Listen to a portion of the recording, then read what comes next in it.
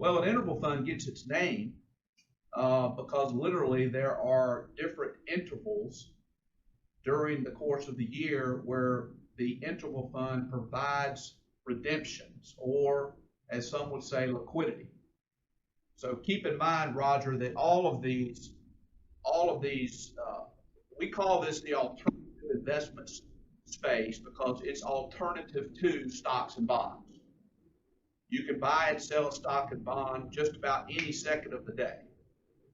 Alternative to that, there are a whole host of product types that allow you to invest, but they're not liquid.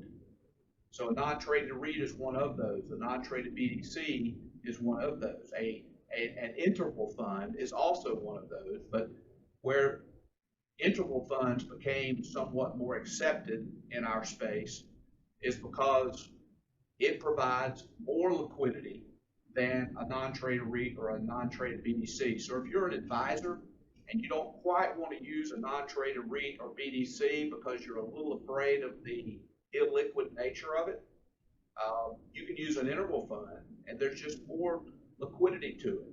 You can also do other things, like you can invest outside of hard assets to a greater degree than you can with a REIT, for example. So you can invest in traded securities.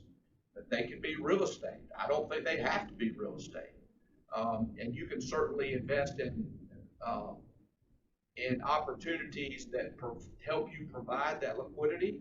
But typically what we see with interval funds is the portfolio it is much more broadly diversified with various types of investments than a REIT or a BDC. Now that doesn't make them superior.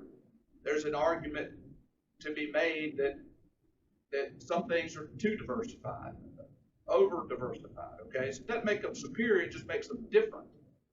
But that's what an interval fund is, and that's where the name comes from.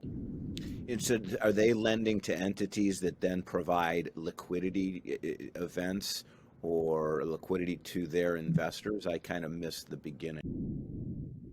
Well, they do. There are credit plays.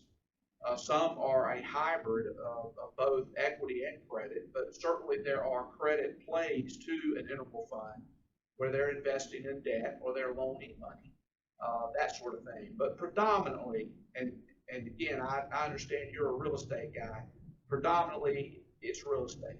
In fact, if you're talking alternative investments, I would say 90% of all equity raised and money managed, portfolio money managed, is real estate is the core underlying asset of all of that in some way, somehow.